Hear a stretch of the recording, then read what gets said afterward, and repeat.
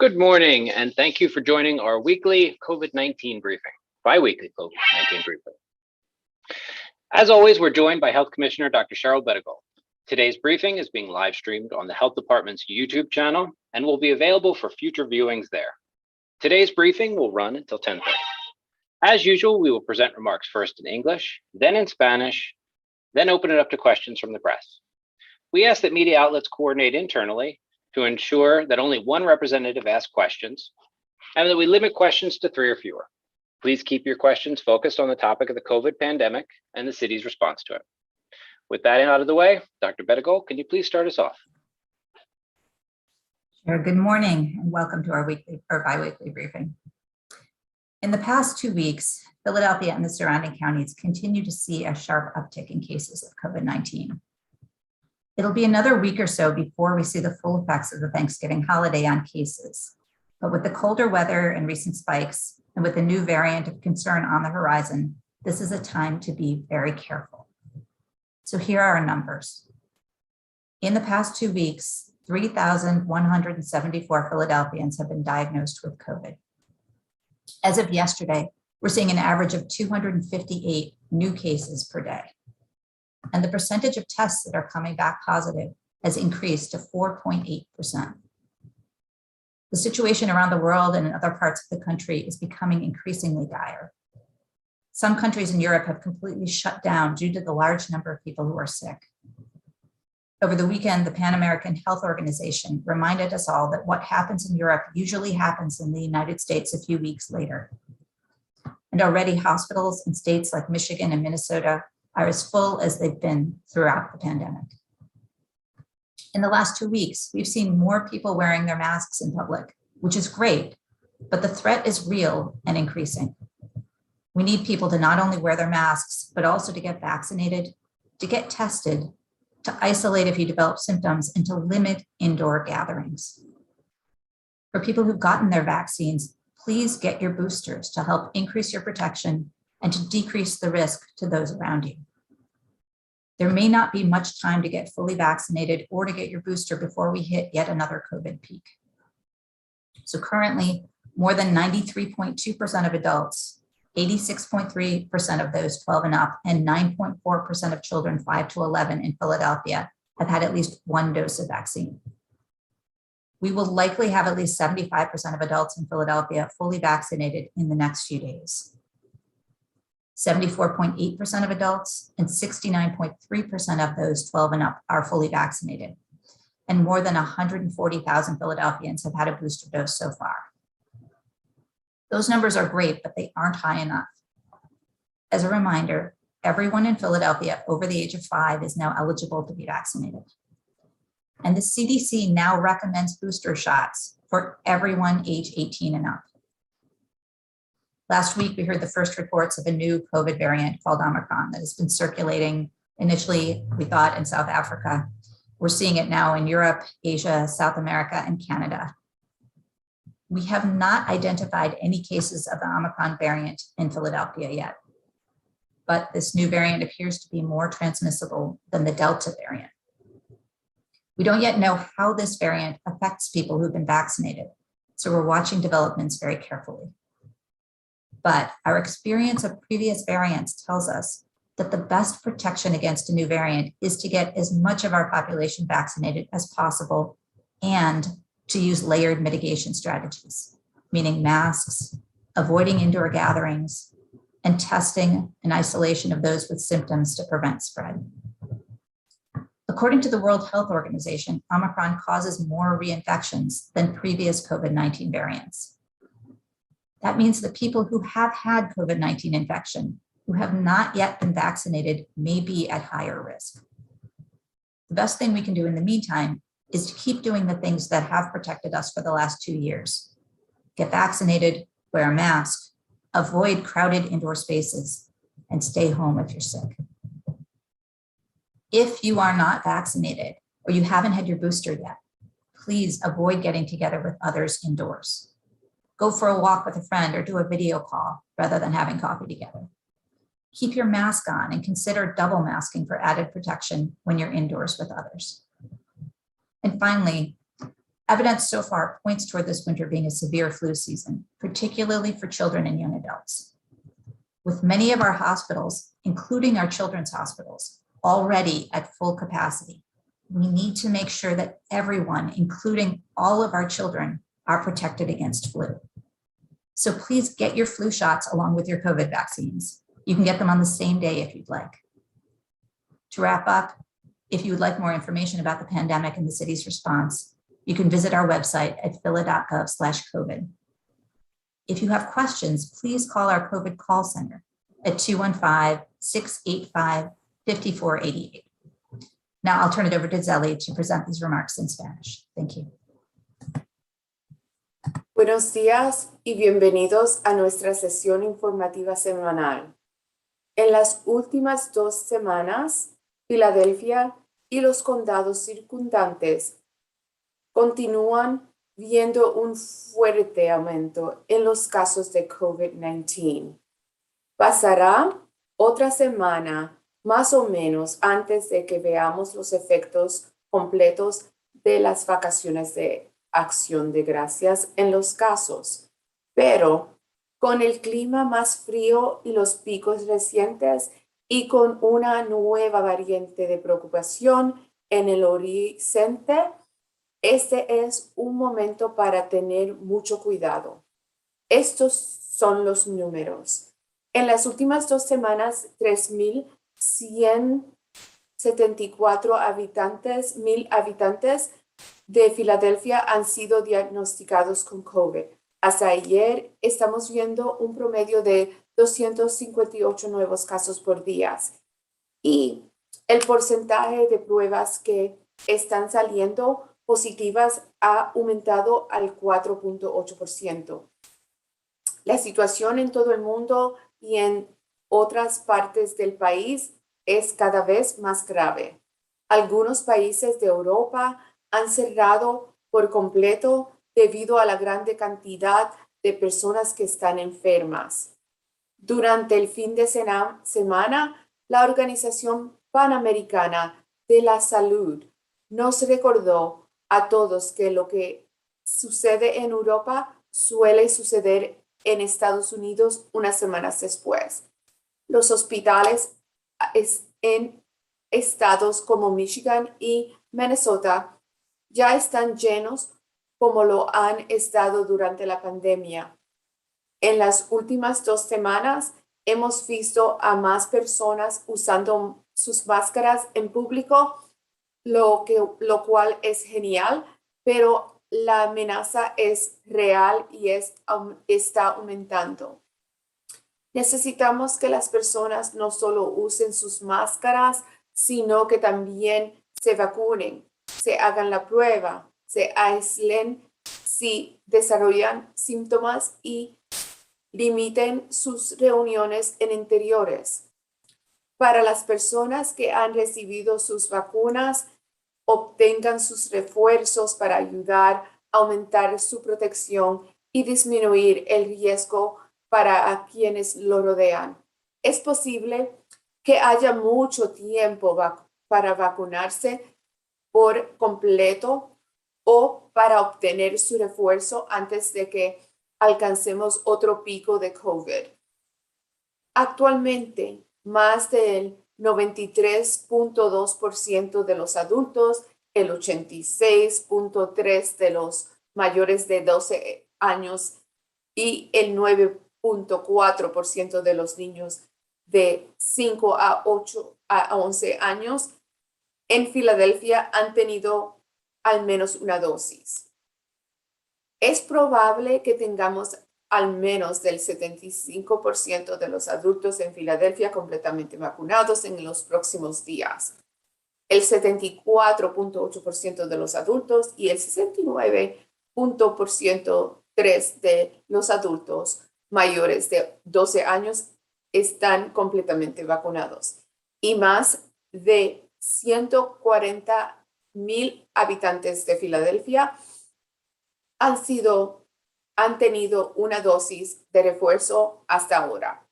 Esos números son excelentes, pero no son lo suficientemente altos. Como recordatorio, todos en Filadelfia mayores de 5 años ahora son elegibles para vacunarse. Y la CDC ahora recomienda vacunas de refuerzo para todas las personas de 18 años en adelante. La semana pasada escuchamos los primeros informes de una nueva variante de COVID llamada Omicron, que ha estado circulando en Sudáfrica. Algunos lugares de Europa, Asia, América del Sur y Canadá ya han visto casos de esta nueva variante. Todavía no hemos identificado ningún caso de la variante Omicron en Filadelfia, pero esta nueva variante parece ser más transmitible que la variante Delta.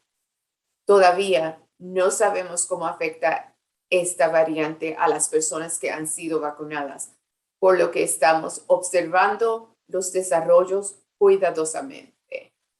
Pero nuestra experiencia de variantes anteriores nos dice que la mejor protección contra una variante es vacunar a la mayor parte posible de nuestra población y usar estrategias de mitigación incapaz. Es decir, máscaras, evitar reuniones en interiores y probar al aislamiento de aquellos con síntomas para prevenir la propagación. Según la Organización Mundial de la Salud, Omicron causa más reinfecciones que las variantes anteriores de COVID-19. Esto significa que las personas que han tenido la infección por COVID-19 que aún no se han vacunado pueden tener un mayor riesgo. Mientras tanto, lo mejor que podemos hacer es seguir haciendo las cosas que nos han protegido durante los últimos 2 años: vacunarse, usar una máscara, evitar espacios interiores abarrotados, quedarse en casa si está enfermo. Si no está vacunado o aún no ha tenido su refuerzo, evite reunirse con otras personas en interiores, salir a caminar con un amigo o hacer una videollamada en lugar de tomar un café juntos. Mantenga su máscara puesta y considere el doble enmascaramiento para mayor protección cuando esté en interior con otras personas. Y finalmente, la evidencia hasta ahora apunta a que este invierno será una temporada de gripe severa, particularmente para niños y adultos jóvenes, con muchos de nuestros hospitales, incluidos nuestros hospitales infantiles, ya a plena capacidad. Debemos asegurarnos de que todos, incluidos todos nuestros niños, estén protegidos contra el gripe. Así que, por favor, reciba sus vacunas contra la gripe junto con sus vacunas COVID. Puede recibirlas al mismo día si lo desea. Para concluir, si desea obtener más información sobre la pandemia y la respuesta de la ciudad, puede visitar nuestro sitio web en fila.gov/COVID. Si tiene preguntas, llame a nuestro centro de llamadas COVID al 215-685-5488. Thank you. Thank you very much, Zelly. We'll now move to the question and answer portion of our program. If you have a question, please use the raise your hand function, and we'll take those questions in the order received. As usual, we ask that members of the press coordinate internally to keep their questions focused on the COVID-19 pandemic. If there are any reporters who do not get the opportunity to ask a question or have questions about other topics, please follow up with us by email and we will get you an answer. First up, we will go to Deanna Durante from Channel 10. should be able to unmute now. Good morning, thank you. You mentioned the hospital case in the Midwest. I was curious if you're able to tell us what local hospitals, specifically in the city of Philadelphia, are seeing in terms of cases needing hospitalization. And also, I see information from the city on required masking for those working in the Head Start programs. And we're also hearing that the masking and required vaccines are causing people to flee and leave to other employers. Any concern that people, when they see these, will not heed the warnings and leave for other jobs? So on hospitalization, Philadelphia area hospitals have seen some increase in patients over the past month, not nearly as severe as what's being seen out west. The much larger problem with Philadelphia hospitals right now is that they are very full of people with other kinds of problems. So, we've seen, for example, and heard from our children's hospitals that because of mental health among children, they are seeing very large numbers of children. And then RSV, other kinds of illnesses not related to COVID. It's just that when hospitals are 100% full, any increase can really be a real problem. And when we talk about, for example, hospitals, not in Philly, but this could happen here, having to stop elective procedures. Elective doesn't mean we decided to do it for fun. It means we didn't have to do it today, but often those are procedures that are important and necessary for the people who are scheduled to have them. And so delays in needed services are something we would take seriously. So we're not in crisis mode in Philly, but we're trying to stay out of crisis mode. In terms of the Head Start programs and their requirement for masking and vaccines, time and again, well, firstly, we have a mask mandate in Philadelphia and have had a mask mandate in Philadelphia since August and have not seen anyone fleeing because of it. In general, vaccine mandates have not caused people to flee their jobs. And, we've seen lots of dire predictions on that here in Philadelphia and around the country. In general, it has not been true. Very, very small numbers of people don't get vaccinated. There are always a few who get exemptions, but job loss fleeing to somewhere else just hasn't turned out to be a problem.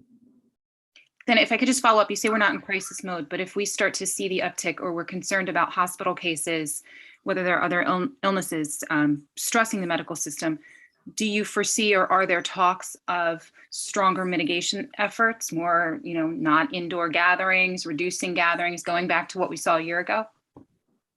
So in general, because we now have effective vaccines and we know how effective masking can be, we have chosen to use vaccine mandates and masks over closures and capacity limits.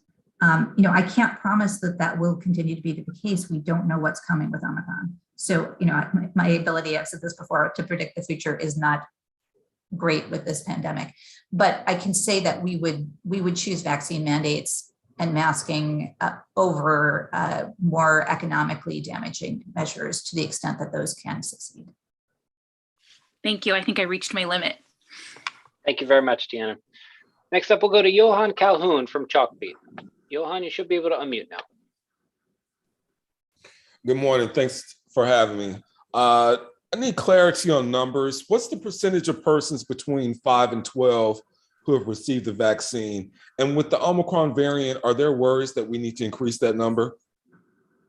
So we are worried and really trying hard to increase the number. Currently, based on our Philadelphia data, we are at 9.4% of 5 to 11-year-olds vaccinated. We break it down that way. 12 to 17 is a separate category. We are waiting for the analysis of the data we just received from the state, so that may go up slightly. But we have a lot of work to do in terms of vaccinating children at this stage. Okay, and what's the number between 12 and 17? The percent? Yeah. I can get that for you.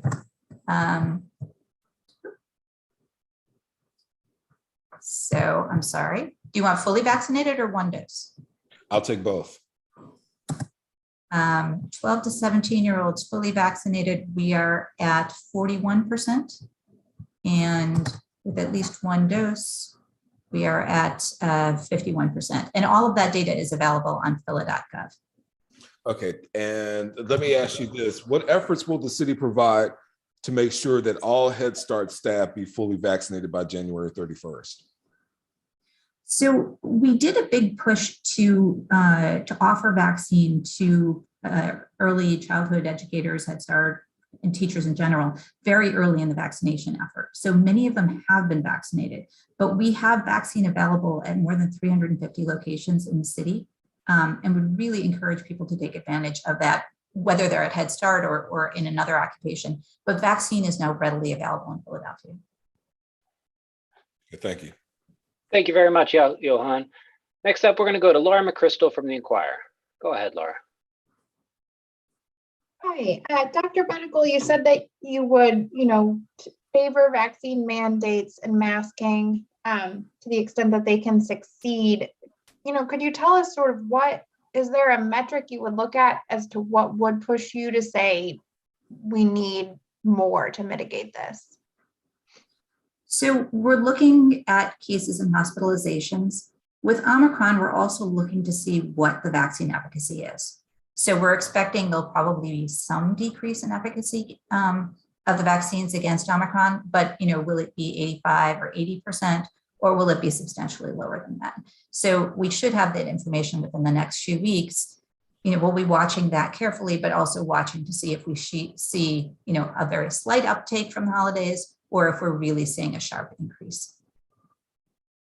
Okay, and for vaccinating children between the ages of 5 and 11, you said that there's a lot of work left to do there. I'm just wondering, is, the pace so far of that, is it, what you expected, going slower, going better? I think that we saw, in the first days after a vaccine was available for 5 to 11-year-olds, we saw the parents who were very eager come right out and get those vaccines. And we knew that for the rest of the city, we were likely to need to do a fair amount of work there. We've seen data for the last few months saying that parents are a little bit more hesitant to vaccinate their children in general than themselves. So we have crews, and our community partners have crews around the city sharing information, running vaccine clinics, particularly in lower vaccinated neighborhoods. There's partnerships with city schools.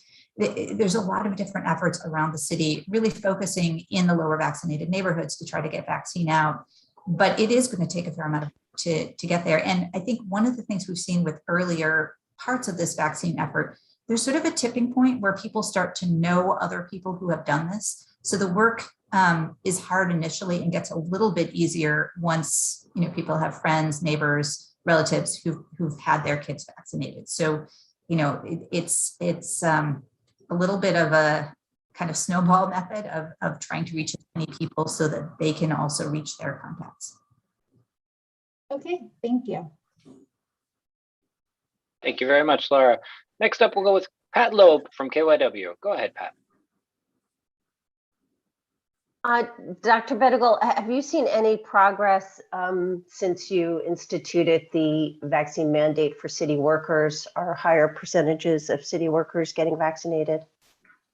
Yes, the numbers are going up, and those are on the website as well.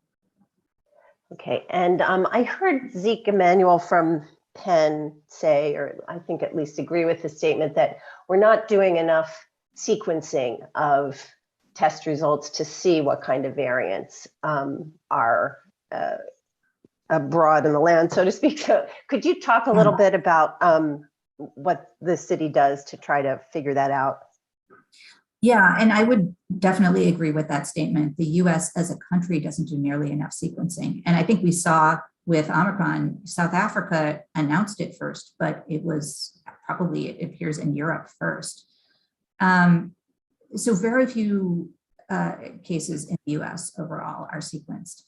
I have actually been talking with our lab director about building a sequencing unit within the city's public health lab, because this feels like a very, very important capability for us going forward. And she's working on that.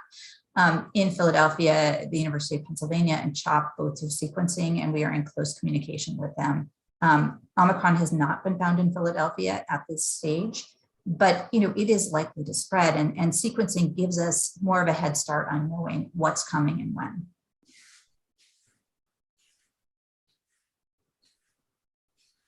Thank you, that's all. Thank you very much, Pat. Next up, we'll go to Brian Mendoza from Telemundo.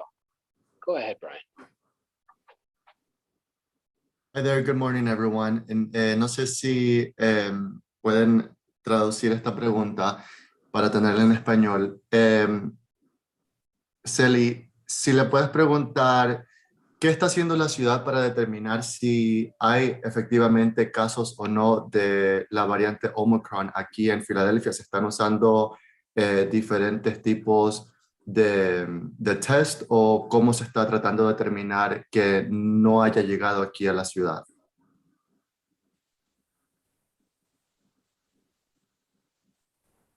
Repite, por favor.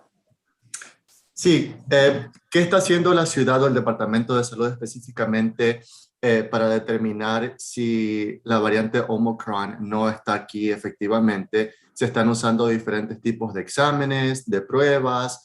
¿O cómo se está determinando si esta variante no está aquí? Okay, so what is the city doing to determine whether the variant Omicron is here in the city, and what are we doing to prevent it? Are there any specific tests being used, or what's being done to determine that effectively it's not, the variant's not here? Yeah, so the sequencing in Philadelphia, as I mentioned, is largely done by the University of Pennsylvania and CHOP.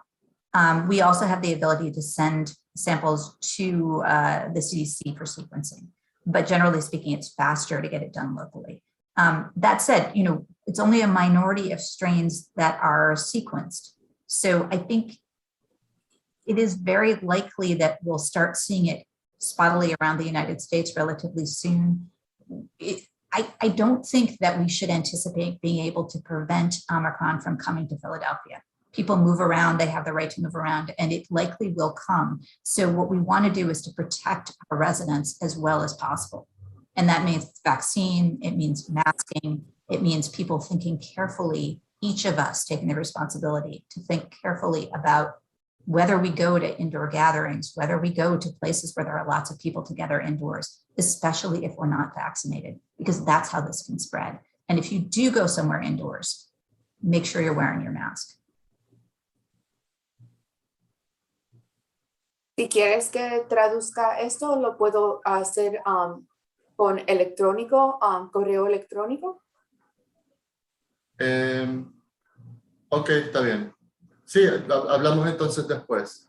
Sí. ¿Me mandas un correo? Ok, está bien. Gracias.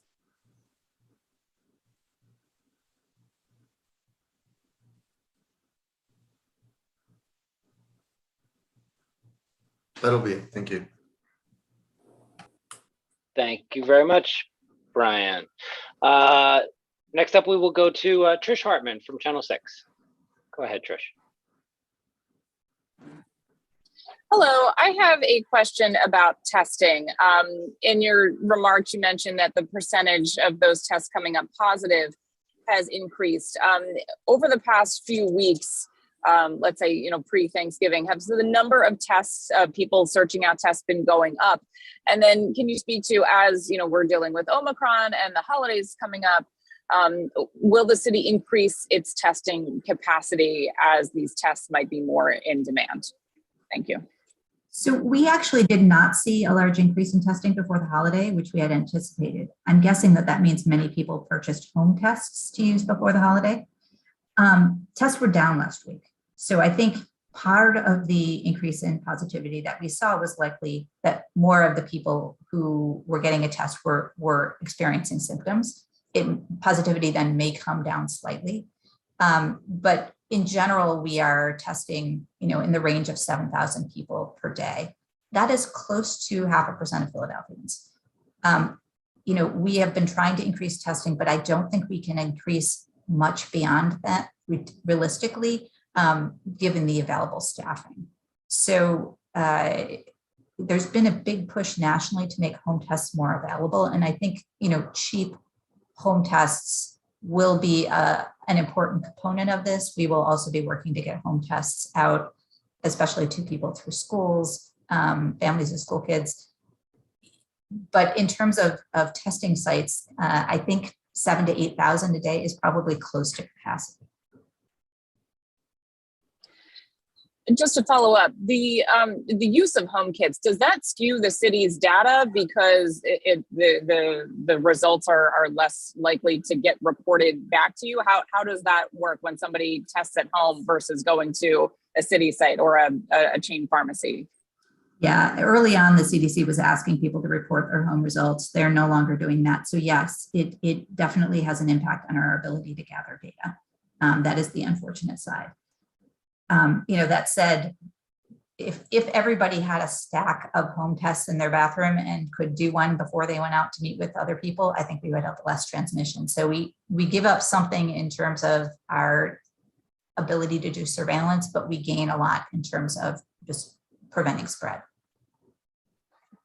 Thank you. Thank you very much, Trish. So that we are now over time, so I want to thank everyone for joining us today. As a reminder, we've moved this press briefing to a bi-weekly schedule and plan to see you all again on December 15th. Thank you all again very much, and that'll conclude today's press briefing.